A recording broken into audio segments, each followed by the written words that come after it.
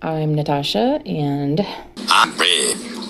And together we are Syllogism, a science, culture, and philosophy challenge podcast on the edge of chaos.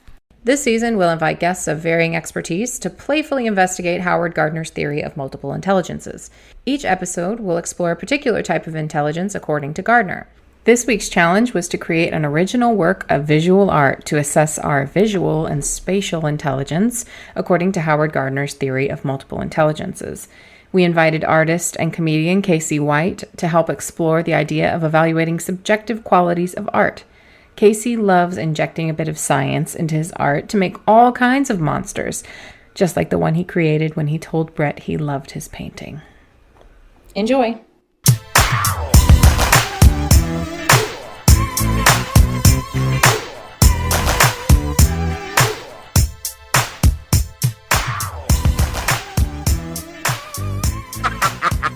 Motherfucker. Oh my gosh, this is gonna be fun. I say every episode is my favorite episode, but this is gonna be my favorite episode. Wonderful, great, good.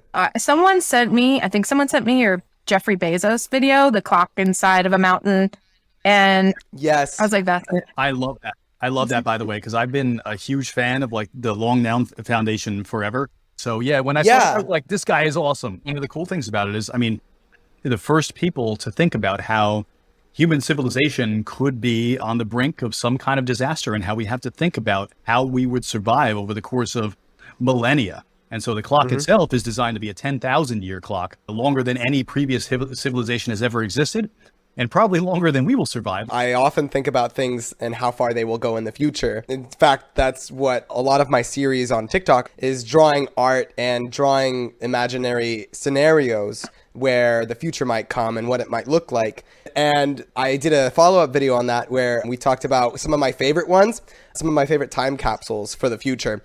One of them is called the Mom Project.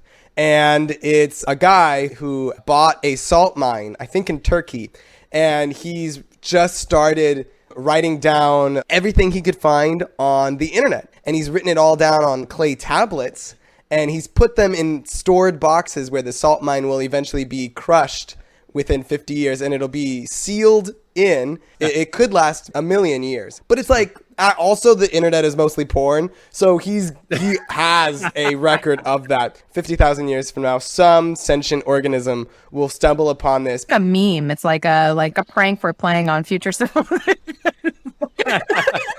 You thought you were going to get nuclear codes. No. Why is it called the Mom Project? It has to do with mnemonic or memento. Okay. I can't remember, but it is an acronym. It's not necessarily like mommy, sorry, mommy. It's not that. It is like when the aliens show up and they find the last remnant of civilization, and that is just your mother. You know what, though? I gotta say, I'm really fucking sick and tired of all this like end of the world talk. Like, how arrogant are we to think that the world would end in our era? Like, get the fuck. We're not that special. You know? No, but we are that dumb and impulsive and ideologically possessed. No, I don't think so. We are not that fucking special, bad or good. I think you're both right in that. I'm serious. Is every time we think that it's an apocalypse literally etymologically means the end of all things. And it's supposed to be the very, very end. Like, it's over after that in oblivion, just like before the Big Bang. That'll never really happen, except for trillions upon quadrillions of years from now, and we're not going to be there. But every time we do think that it's an apocalypse on a global scale, it never is. The Black Plague was mostly just kind of like a weird thing for Europe, and France was really bad. But then if you checked out Iraq and Iran at the time and Afghanistan, they had robots. They had automatons built on steam, and they had technicians and doctors, and it was the golden age of Islam. So an apocalypse is not necessarily an apocalypse for everyone. So I do agree with you, Natasha, in that we are not all that stupid, and it will suck for some of us, and it will lead for a few more generations. Guys, I've not here for the last 5 minutes. I mean, you froze, you disappeared, we had our own thing going on. I thought it was the rapture, and some of us got taken. I have no idea even what we were talking about, so... Yeah. We were recently talking about who's going to survive after us. And that's a funny topic because I happen to make videos specifically on that, where I study how animals and certain animals that my fans tell me, we want to see armadillos become intelligent, or we want to see the next civilization be crocodiles. And I'm like, okay, well, that sounds pretty silly. But let's break it down. What do crocodiles have in their social hierarchies? Do they have tool construction? And if so, what purpose? I got to show Brett your sexy pumpkin daddy drawing. I took a screenshot of it. I was like, oh, I don't know if you can see it, but there's sexy pumpkin daddy. He's kind of got like abs. And Oh, yeah. Look at your face in this screenshot. It's so good. It's so flattering. I can tell that Pumpkin Daddy is doing Kegels while standing there. Yeah.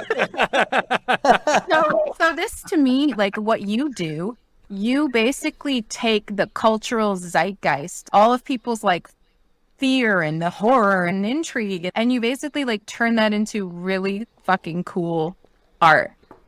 That's very kind. Yes, I would love to say that I have my finger on the pulse of the mind of the world. The ones worth having your finger on. I will say that. I'm proud to say it. I wouldn't bless it on other people, but yes. As someone who's never thought about fingering an armadillo, that's fascinating. Oh, wait. Oh, no. Actually, you could get a sexually transmitted disease. Word. Really? They're nasty. No, or is it if you eat an armadillo, you get salmonella? All of it. Don't I touch think it's them. bad. Yeah, don't do that. Yeah. Maybe it's like, oh, is it super gonorrhea? Someone fact check that. Yeah, we should fact check that. Are you vegan, by the way? I think you are, right? How did you know? I thought I saw something about vegan shenanigans.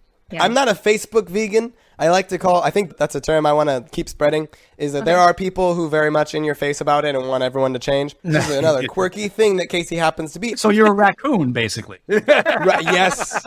I am an obligate carnivore. Cool. So I will eat vegetables and I experiment with little vegan things, and they are delicious. But there's something, I don't know how to describe it exactly, but there's something almost that I feel like a hollowness if I have too many meals without meat. That's your arteries unclogging. There's an openness that should not be there, but there are problems. That's your asshole opening up. Like, That's all that fiber just dilating me from inside. So why do I feel like there's not this globulate of fat?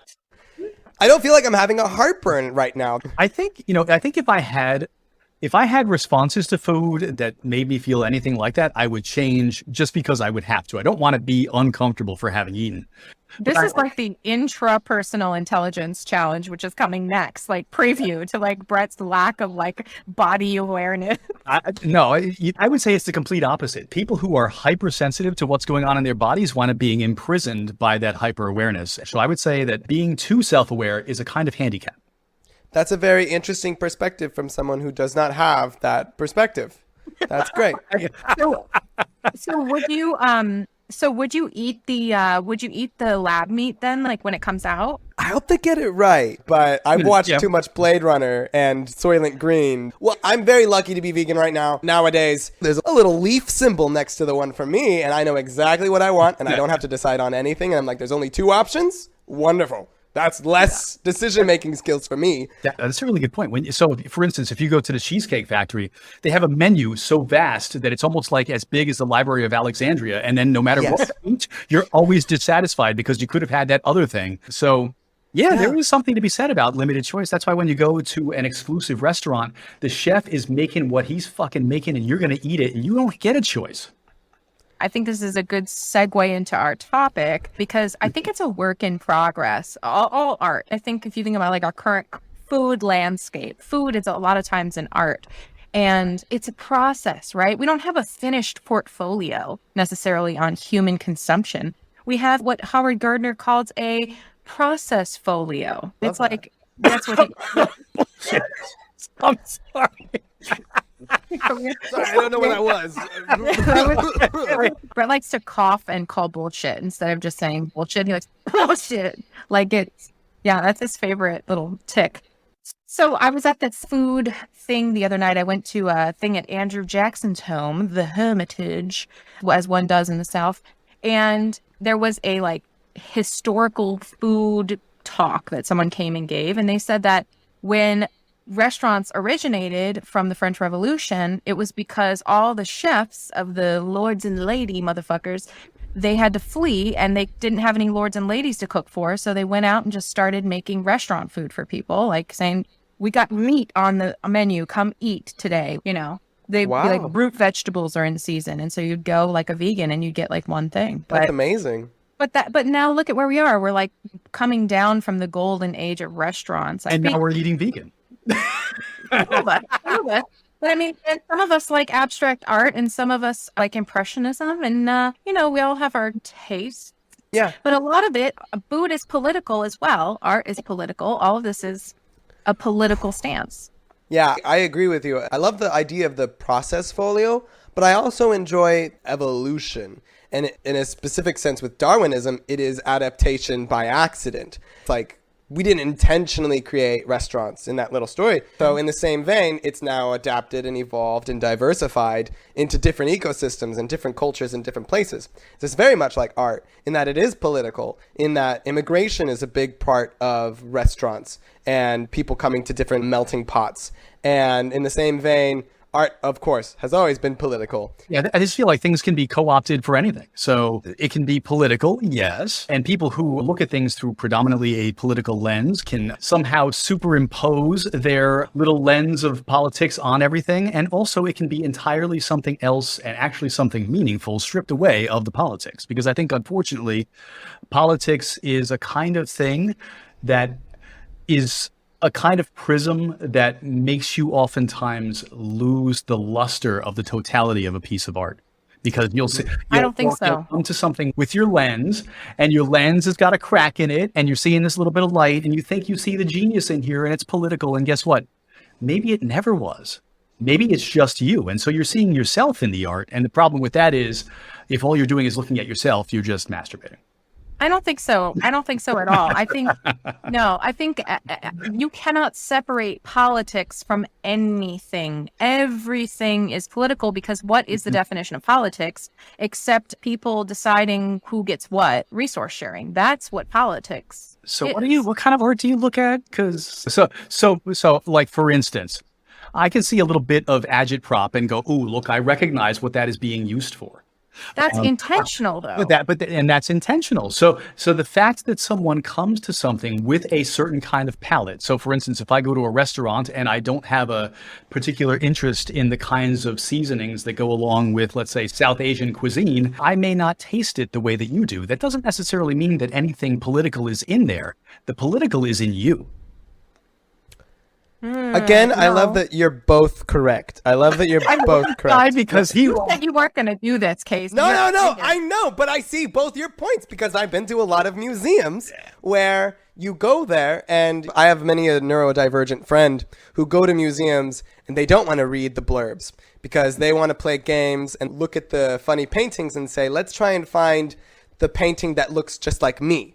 And I'm sadly very neurotypical, and I'm very excited to learn things about what was the artist saying, what was going on during the times. And I'll look at a fun, beautiful, colorful painting, and I'll say, this makes me think that the painter was being optimistic and happy about what was going on. But in reality, it was like sarcastic political tension. Right. And some French lady came up to me and she was like, this translates to, I forget.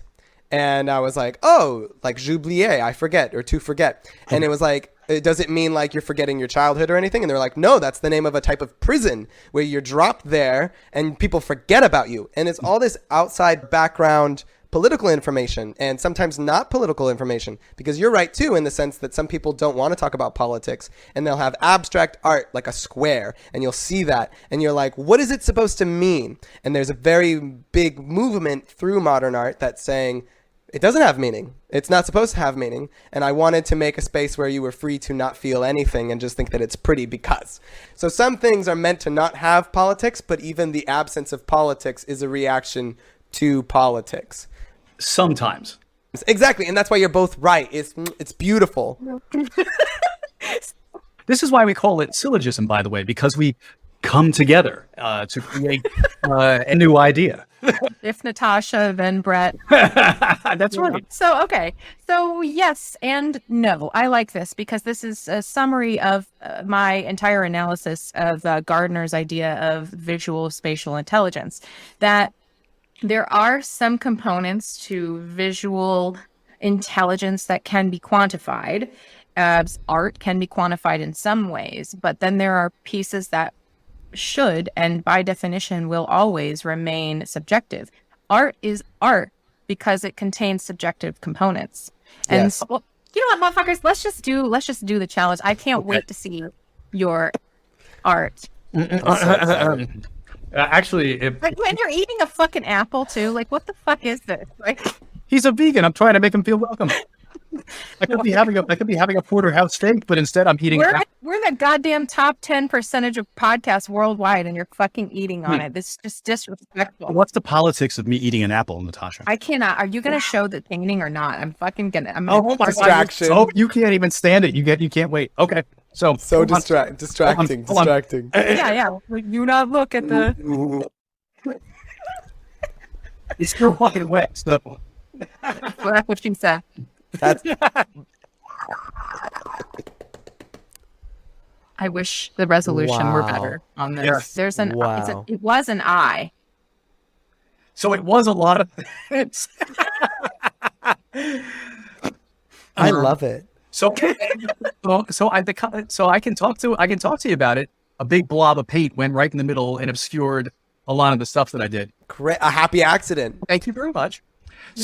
So we were talking about how it would be interesting to do something about time because you were doing something about the clock. And so for me, at the very center, this was an eye. The eye was supposed to be set up like was a globe that wound up kind of spiraling out into an ellipse. At the center of the globe is a black hole from which two trees are emerging. So here's the Janus point of a tree. There's actually leaves in this paint that I took from my backyard. Wow. And then among them is these, like, this is like kind of really thick. So it was intent to have some kind of amplification to the surface so that there's crisscrossing spirals that kind of also show the Janus point of singularity and absolute expansion. And then here's a galaxy like in the corner. And there was a Necker cube for three-dimensional space. And then there was Not the Necker cube. so, and the fact that it's an eye is because both it's the participatory observer and universe in which you would have to be both the thing and an observer. So there was a lot of shit going on here. The explanation is better than the actual art. I have no skill. This is like my first actual I would agree.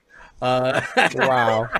But there was, and there still is symbolism in there, and there's Oh yeah, heavy symbolism. Yeah. I love it. I think it's great. It's fascinating. see, I don't know if you can tell, like, but there's like textures. So these are all the leaves and stuff like that. So It's very expressive, and I love the found material. I think that's a great addition. I did try. Yes. All right, so go All ahead. right. So first of all, I think art can be divided up into two categories: ideation and execution. Yes. Well, I know I have no execution skills, so So your ideation, I'm there with you, and you're a verbal person, so I'm there, like I'm hearing the quantum soup, the deep ass chakra, all of that. I hear it. Did I see it? I mean, no, because this is not your medium. And so one of the things Gardner says about visual intelligence and what he does with his students is that you have to find them in their medium. Like, you can't go looking for new baseball players at the basketball court. You have to find them in their domain. So you don't paint all the time. So your level of genius, it may be confined to ideation, and then you can't execute on it because, like, if you painted at all in your life, you would know that you can't do wet paint on wet, and that's a special technique. Right. So you just don't have the tools and knowledge of the medium. But there's a difference, I would argue, between acquired skill that you could teach anybody to do. And clearly, if I had any skill whatsoever, I could have done extraordinary things with the ideation. But it's the ideas that support the art that are the thing that you can't replace. So you can take somebody who can draw really well, but they may not be able to conceptualize anything better than like a Pikachu, let's say. Now, my art is even worse than a Pikachu, but that ideation, Nobody would know. No, because it's the ability to convey an idea. I would put it in the description down below where you would see that it was non-political. That ain't visual, bro. So Yeah, there's two pieces. Like Casey, for example. Casey uses digital art, right? And I am not buttering up the judge at all. You can't say this. So much butter. So much butter. This Just all the Vegan butter. This is why time is important. You need to let him look at your stuff before he gets his ass. All right, and then I want to talk about Gardner's assessment of art. So I have quite a few pieces I'm going to share with you guys. I went around my house this morning to like look for different stuff. And like in the theme of Jeff Bezos, this I made actually for my game, which is probably the piece of art that I wish to be judged on. Amazon estate. A bunch of beautiful ponds in Portland that are posted up outside of a warehouse with the plywood and whatnot. Yeah, it says Box City. And this was thanks to Jeff Bezos, our favorite friend. They were creating Amazon estate in San Francisco. And so I wanted to convey what Amazon is doing with all of their boxes and their general capitalistic consumer culture and how they're creating homes for people. Wow. So that was actually for my game. That's cool. I have I have a picture that she drew for this that is so nasty that I use it as her picture on the phone. I didn't draw that. I can't even talk about it. But it's You mean this one? Smoking taco? Yes. This is not, I did not draw this. So I just want to say that you should get this game, and we should probably all play because I guarantee it'd be a lot of fun. We should. But the whole game is the work of art for me. This background thing, we did this kind of like acrylic, just splatter kind of painting. My daughter helped me make it, and I've used that for kind of like all the background on it. But the game itself, I commissioned like almost 40 artists to do different things. Like I have a Kanye one in here. Whoa. Actually. It's Kanye and Isaac Newton, and the title is I'm Trying to Get to Uranus. And he's asking Isaac Newton if he believes in astrology. So anyways, so the whole game is a fusion of like art and data. Wow. I do a lot of fucking art shit.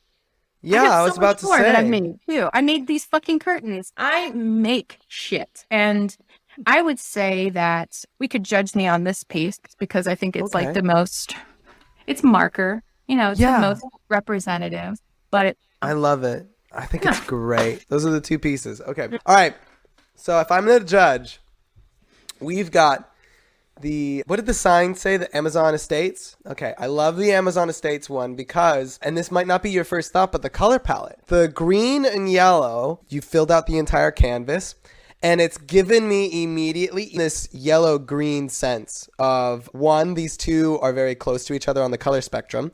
And also, they're in a boxy urban environment. So already it gives a unnatural stimulation in your brain. It makes you think of something unnatural, which is corporations and money.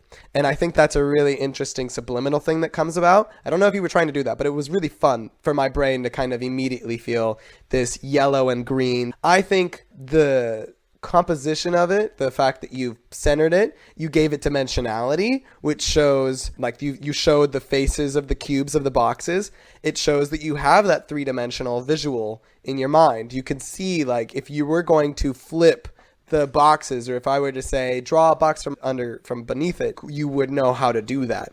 I think that's beautiful. And I do think that there's a poignant message and moral about it. And so that brings it a little more, as you would say, gravitas, and there is a sort of theme behind it. I do love that. I think it gets 8 out of 10 Van Gogh earlobes. Is 8 out of 10 Van Gogh earlobes. wow. That's up there. As a vegan, you would not eat those earlobes.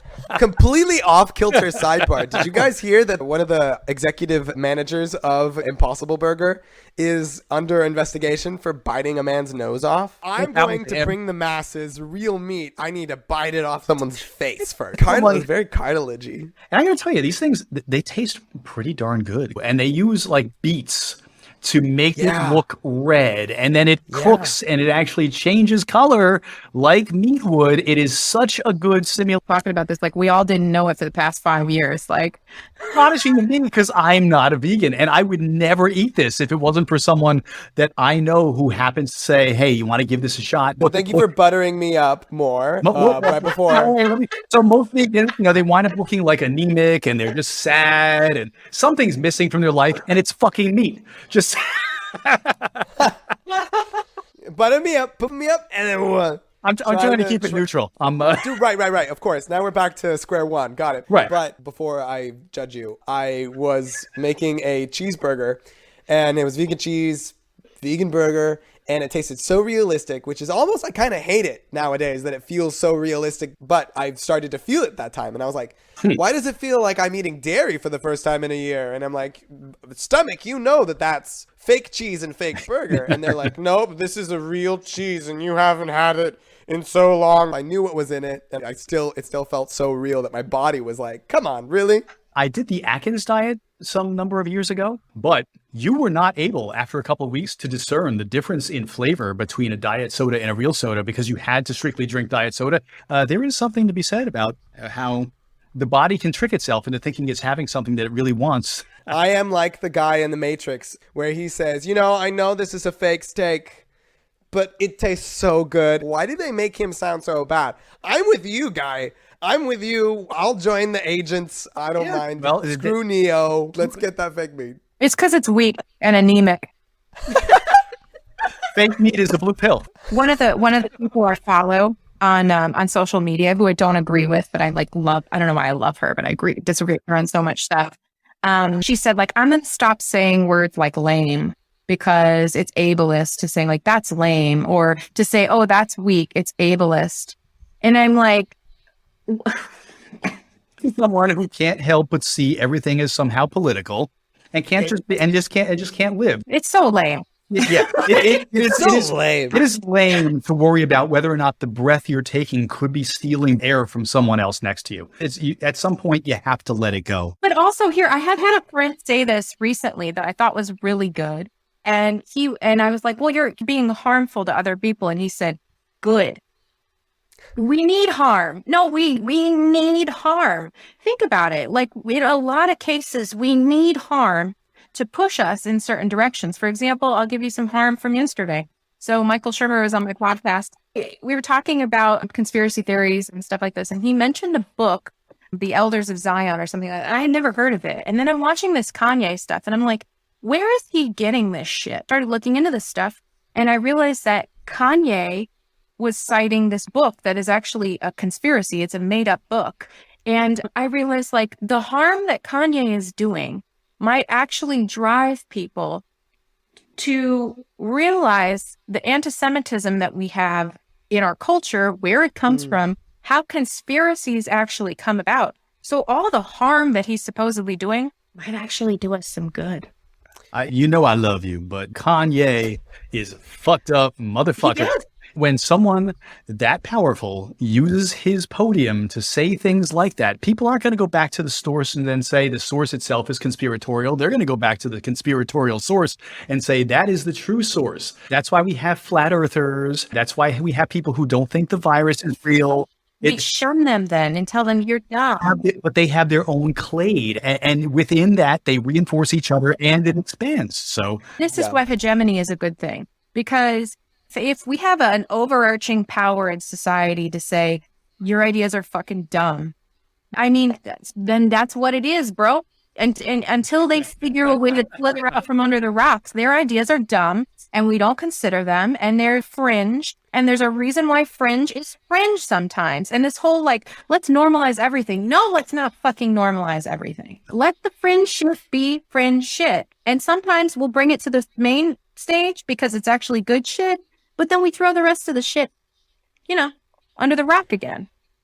I love this conversation so much. This is like my brain all the time. I love this. I always like to fight off rules in the sense of rules for my logic. It's circumstantial. What should or shouldn't we shun or back away from in society? If you do your own research, and you're a fucking idiot to begin with, and every downstream extrapolation that you come up with is further removed from truth, you're doomed.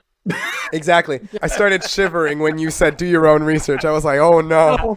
That sounds like every uncle on Facebook. They're going to do their own research. They're going to find the source material and go, maybe. True. Maybe. Oh, you know what? This is brilliant. Oh, and Kanye's a genius. And therefore, I can't figure this out for myself, but he figured it out and he's brilliant. So here's the thing though.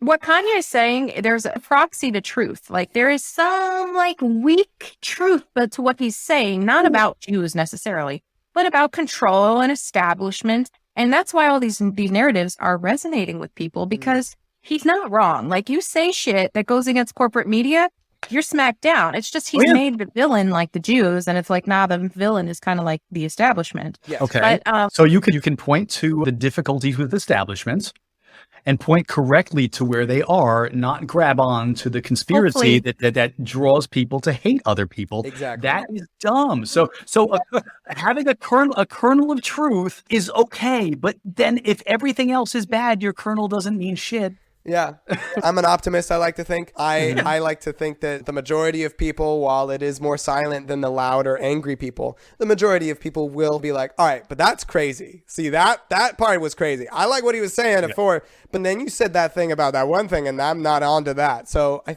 like to think that it'll filter for the right minds and the right voices. And speaking of minds and voices and subjectivity, I will finally judge the second piece. Okay. I'm glad you did that, because we could go on ad infinitum. I actually need someone to take the wheel, and it's never Brett. So I have a gas pedal. I'm drifting all the time. So Do you have a title for your piece? Untitled. Untitled. I love that. The title is Temporality. Oof. That hits hard. I will say that I love... Don't be laughing over there trying to persuade him. I feel like if I were to look at it, I would find it in a museum. I would find it in a modern art gallery, because it is... No, I'm serious.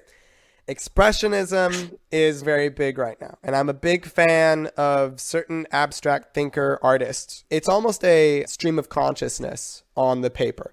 It is and we were talking about what's your level of intelligence and what's your level of education on how to paint.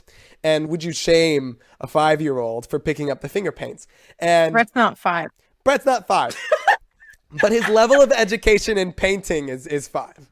5? Oh. With that, it is a level of innocence that is articulated on the page. So even if I do find some of it naivete, does the viewer have an elitist view of art? Or is it a more open-minded version where you can see inexperience as innocence, purity? It's good when looking at subjective art to have both minds. So with your piece specifically, I loved the cube because it gave a sort of mathematical perspective to the creation of the universe. It gave a more pragmatic, algorithmic sort of accent on your subjective view of what a universe might be. I think that art historically began when early man was hallucinating, and it wasn't even on drugs. It was on like when you wake up in the morning or before you go to bed. There is a thing called entoptic imagery, and that's because all human brains have the same structure and physiology, and that's what Jung was talking about originally with the collective unconscious. So we do see a lot of the same imagery, and I think that it's not an insult to say that it looked like cave art, but it did remind me of an attempt at this like otherworldly, like, what am I seeing here that other humans might see? Am I calling you a Neanderthal? Yes. Is that a bad thing? No. Oh, it's just the best episode on there. Like the Geico caveman was a little more refined. Yeah. So I think that there's a lot more to break down in your piece, but that doesn't necessarily negate away from Natasha's piece. Natasha's piece is very honest. It's brave, and it pierces. So she got, what was it, 8 out of 10. What did I say? I think 8 out of 10 armadillos, was it? You got Van Gogh earlobes. Yeah. I would say, I would give your piece, 18 out of 20 Chia Bob Rosses. Nice. So yeah, so you get 18 out of 20 Bob Rosses, and Natasha, you get, I'm going to change my answer to 8.5 out of 10 Van Gogh earlobes. Okay, good. Yeah, there you go. So I do want to say that we were supposed to make an original piece of art for this competition. I make art every day, baby. Where's your art? I make art every day. I made art. Where's your art? Bitch, that's not here. I made this. Look at, I got my fucking watercolors out right here, bitch. What? And what? Did you, What? Natasha? Did you tell Brett about my story I shared with you right before we got I on? did not. I figured I would let you share. Yeah. She mentioned something that I called her. I was so upset. I was like, "Oh my, it's ruined." Now I'm going to show something, and it just looks like this blur, like I did nothing. Well, I want to make you feel better because when I was in school, there was a class that I took called Composition and Art History. And the teacher actually started the class off and he was like, "Hey, everybody, so I have a glass eye. You're all going to be artists when you grow up, but I just want you to know that I'm better than you because I only have one eye." And we all laughed and he's like, "No, this class I will be showing you optical illusions and I will be showing you how the eyes of humans all see the same thing except for those who do not have the same eye structure as you. I will be able to see optical illusions for what they are. I don't fall for illusions. You are the masses, and I am the master." So that was the class. And one of the first assignments, I was supposed to make 5 different pieces, and I forgot to make one piece. And I come up to class, and they're like, "You have to have 5, not 4. And I said, "Oh, shit. Oh, God. What do I do? I've got 5 seconds. I have to put it all together." And I was using glue. And then all of a sudden I put it up on the board and that's when the teacher walked in. And he looked around and then he ran in a beeline straight to my piece that I just slapped up. And I thought he was angry at me because he was looking really furious. I was like, he can tell it's wet glue. And he just said, "Who did this one right here? I need to know." And I had to meekly raise my hand. And I said, that's me. And he said, "In all my 13 years of teaching this class, this is the greatest piece I have ever seen anyone do. This is the magnum opus of my entire teaching career. I love this piece. Everyone should esteem to be this genius in articulating abstract expressionism." And you might think, wow, oh, that's a nice moral of the story. Sometimes something beautiful can get... No, it was a curse because for the rest of my days in that class, the teacher would always come up to me behind my shoulder and he'd be like, "No, make it like you did last time. Make it remember how good it was when you put that piece up." And I was like, I can't capture that again. Well, let's just say, Brett, you might be in a canon of your own. That would be safe. That would be safe to say. Yeah, like a clown can. And well, well, I think there's something to be said about genre, right? And like the pieces of art that can be objective, I think have a lot to do with intrinsic skill and development of that skill, mastery. But if we think about like impressionist art, like Monet, for example, they just throw the Campbell's soup all over the fucking Monet recently. It was Van Gogh. That was Van Gogh. The whole thing that this is getting at is, again, these kind of like establishment versus a new growth. And that's what this entire challenge is fucking about. So what this entire season is about. We've talked about multiple intelligence theory as kind of challenging the establishment of G. And I think the funny thing about what we're talking about here, we've talked a lot about art, but art is kind of like Gardner's thought process on visual intelligence, because spatial intelligence and spatial awareness was actually pretty well covered by G. Like general intelligence has a great way of kind of determining who's a good shape rotator. Obviously, like I'm a good shape rotator. Well, both of you both have cubes on yours. You're the Is that a cube? I didn't see a cube. I heard about a cube. I heard about a cube. But what I want to talk about, though, is this bit that Gardner tries to get at, which I can kind of appreciate. So he did Project Zero, which was a thing that he did for a long time to try and incorporate multiple intelligence theory into education. He had this project called Arts PROPEL, and it was where they were trying to look at 3 different types of competencies in art education. Production, so that's like composing or performing, painting, drawing. Perception, which is like affecting distinctions or discriminations within art, like what Casey was doing when he's looking at our art. And reflection, stepping back from one's own perceptions or productions and being able to kind of like see the methodology of other people. So they actually came up with quite a bit of like assessment structure, and he puts it in the book. He has a process-folio assessment system. So he's talking about, I don't really like the concept of having a portfolio, because a lot of times these people are learning how to be artists. And so they have a kind of a continuum of art, like some of it's more finished than others. And I like this notion because we're all a work in progress.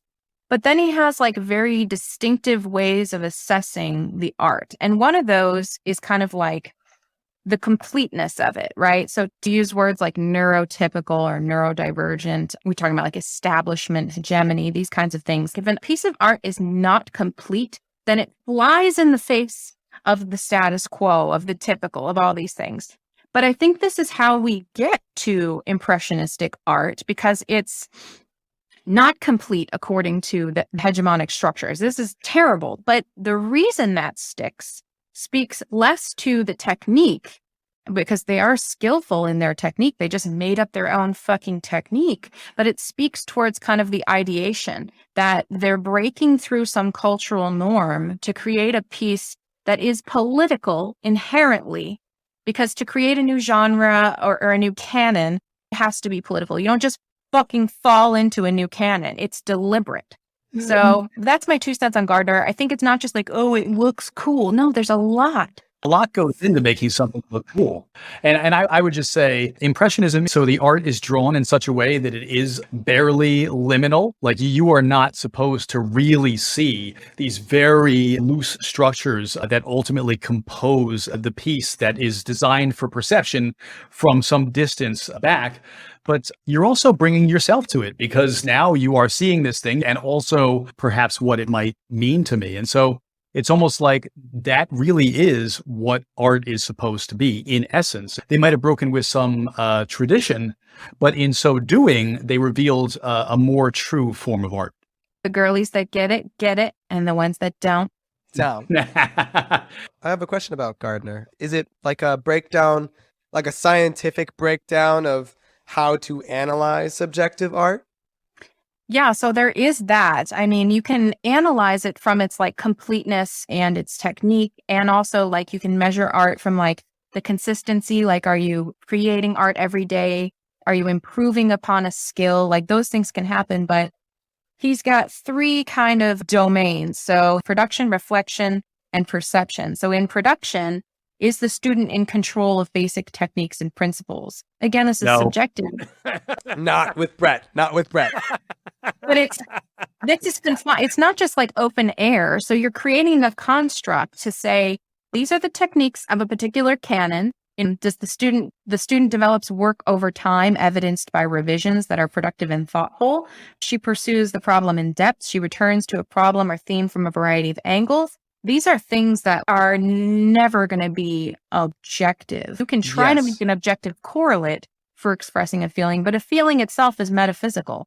So we're trying to quantify the expression of an already metaphysical thing. Like, get the fuck. Like, quantifying the qualia of the person doing the work, not even the qualia of the work itself necessarily, or you're doing both and then determining what's going on there in both cases to see whether or not someone's progressing as an artist. And I'm like over here making a bunch of smirks while you're reading this, because every fucking criterion on there could be applied to every other human endeavor, and it's not specifically artistic, and therefore, once again, fails to be anything separable as a kind of intelligence. No, I disagree. This applies only to art. But if you take those words and said, I wanted to see how someone solved a math problem, they would be identical. No, but the word creative in there is the interesting part, because you can solve a math problem 10 different ways. It's the creative aspect that we don't care about in math usually. What we care about is, did you get the right answer? Well, to a student learning the rudiments of art, of math, yes. To a mathematician, no. Like an abstract mathematician, right. Like a real mathematician practicing math, because you're working at the edge of what's going to become established math, perhaps. Almost like the people who created Impressionism in the first place. Yeah, it's interesting how those things kind of converge back on each other. Yeah. It sounds like what he's trying to do is trying to give a elemental sort of approach to what is a baseline way that we can measure art, and whether it's on the artist or on the painting itself or the political sphere going on at the time or whatever. How can you quantify something subjective? You can try as best as you can, and I think he got really close. My friends went to Italy recently, other content creators, and they saw the Sistine Chapel. and they didn't like it because they were hurried along and there was a lot of people and it was too far away, and they only saw the main part. They didn't see any of the like corners, and then there's like some rafters where people are doing some construction and trying to fix stuff, and you look it up on Google and it's like a little more saturated, or you can zoom in on pieces and you're like, that was way funner than being surrounded by smelly tourists, and it's so circumstantial. I wanted to bring up the Sistine Chapel as well, because when you're creating a piece of art, the scope matters for completeness sake. Yeah. So like, I think of myself like I do a lot of shit. Like I make a lot of shit. I like to learn a lot of shit. So my scope is very broad, but I wonder if when Michelangelo was doing the Sistine Chapel, is every fucking corner of that bitch as good? I don't think so, because I know that he came back to finish it, and there was the plaster was falling into his eyes, and he like lost his eyesight. So when you think about like the scope and magnitude of works of art, it matters. There's something about the grandeur. Anytime you go to an actual cathedral, the scale of that will make you feel like you are in a position where you should be worshiping. There's something that it communicates to you that is subconscious, that countless people came before you and imbued their souls into this thing so that you too could participate in the idea of God. And there's something about that so miraculous. Political. No, that's religious. Religion is politics. No. At different points in history. You'll notice something a little interesting just about our two different art pieces. So Natasha will see the politics and make that. And that was really cool that she did that. And if you look at mine, ain't nothing political in that motherfucker. And so I'm just saying that sometimes there is total politics in that. What I see is like you put a Necker cube in there, which Necker cube, what the fuck does that have to do with the Big Bang, right? It has to do with conveying the idea of dimensionality. It is okay. And dimensionality, which is political. Not political. No, it is absolutely political because yes, it is, because it's subject to our interpretation. It's subject to what we care about, what we think about. That's you making it political. It is apolitical. That's one thing. Anywhere there is humans, there is politics. No, because I made it apolitically. That is completely a description of what it is to exist in time and how that has to do with what life is and flourishing. You guys are so interesting because you are hitting on all. I mean, this is a reverse engineering of art analyzation in the 4 years I spent attacking and analyzing in so many different perspectives any art from all history, from specific points in history, from colonial perspective to anti-colonial perspective. But you're both correct in certain circumstances. Dadaism in the early 1920s, people dressed up as lobsters in France and shouted nonsense, a stream of consciousness in cafes, whether you call it politics or whether you call it a generation or anti-establishment or hegemony. Every new wave of culture that comes to the zeitgeist is in reaction to something else, whether it was Dadaism trying to be apolitical, whether it's Brett's Eye of the Universe trying to not at all encapsulate politics whatsoever. The emotion you were trying to convey was, I don't want it to be about politics because everyone else is about politics. And that's an exact mirror reflection of people trying to be political. I could disagree endlessly about the political thing, but I don't want to do that too much because we would take way too much time on something that I think I see your point, but I don't, in the way that you see my point and her point, but also have your own. We are still, whether we are thinking the same thing, we are still thinking the same way. And that's beautiful. Well, and it's open. Yeah, no. And that's the thing. It's an open, and which is why we do this show, because even though we have disagreements, and its whole season is about a kind of disagreement that we have about the nature of the human mind, we're exploring. In the end, we'll see where we get, but we're playing around. And it would be, I will say, it would be disrespectful to look at people who are trying to do Dadaism and just get away from it at all entirely, or modern art where they made a cube and you're like, what's the point of the cube? And they're like, there is no point to the cube. Try and relate to me with that. It would be disrespectful to not agree with or follow into the philosophy that the artist was trying to convey with their piece. Ahistorical, like trying to pull something out of its context and explain it today is a problem. We have to appreciate things for what they were. Yes. When they were. And I think there's even a place for ahistorical things, but it's within a construct of here, like where we're talking about it ahistorically. It still has a history, but It's just, we're going to talk about it and play with it right here. And playing with it is innocent. So for instance, if someone is painting and they're doing something Dadaistic, and you look at it and you know about that history and you can interpret it in those kinds of contexts. Lenses? Yeah, right. Sure. So if you're going to use those lenses, that's perfectly fine. You can also look at purely aesthetically and enjoy what it is as a work of art and not think about those things and have two entirely different experiences. One is political, or one has to do with the context of the age. The other one doesn't. You can also be in the context of the age from which they emerged as just art and the techniques that evolved, and have them be political or not, or just aesthetic and not. You can, as a human, with the potential to exist on multiple layers of self, decide which lenses to use. I love that.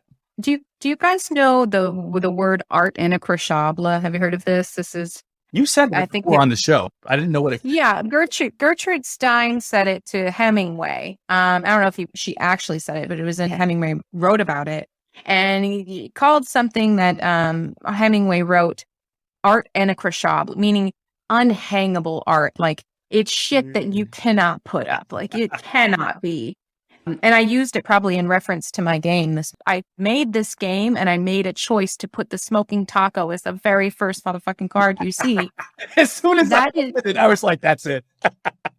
That is art inacreshable. And so I think it still exists. Like, it's art that is not acceptable for the public. As long as there are people, there will always be the preferred lens that we're going to look at things through. I disagree with your, 18 avocados or whatever the fuck they were. In terms of relative value, mine was higher than yours because you got 8.5. If you look at mine, it was a 9.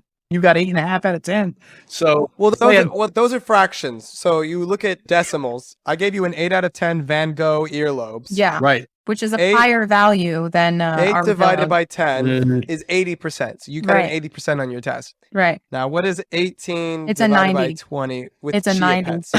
Ooh, 90%. Okay, so if one of you gets a $5,000 prize and I have to pick, if I looked at the numbers, I didn't know I was making those numbers, but the 90% would have won. But like you said very succinctly, art is subjective for all time, whether we are 10,000 years down the road and we look at a clock sticking out of a mountain, or if we look 10,000 years before us at the men chasing bisons in the Rock of Gibraltar. No, Casey, I love having you on. I really appreciated this whole discussion. It was freaking awesome. You could be the third leg on our stool anytime. Of course. You were super fun, and thank you for humoring us. For more on Casey, be sure to check out our show notes, and to see more stuff that I've created, head over to theorygang.io/newsletter.